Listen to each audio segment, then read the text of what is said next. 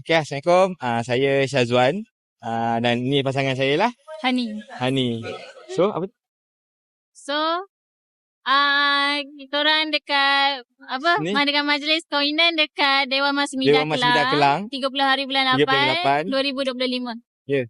So, daripada segi makanan, bagi saya memang terbaik lah. Yang saya dah try sendiri, satu persatu memang Alhamdulillah terbaik lah untuk saya lah.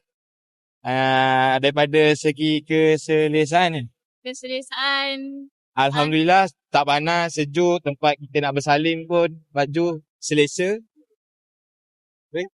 So decoration. Decoration. Pelamin. So far sangat cantik. Selesa, lepas tu banyak dekorasi yang cantik lah. Dan masuk terkejut, lawa. Alhamdulillah. Lagi satu, Atur cara Alhamdulillah. Kita tak menggelabah lah kalau kat Mas Bidan ni. Diorang dah susul, kita just follow. And then dia akan briefing kita dulu. Kita just follow je. InsyaAllah okay. Okay, untuk respect 1 sampai 5, nak bagi berapa? 5. Mas Bidan terbaik.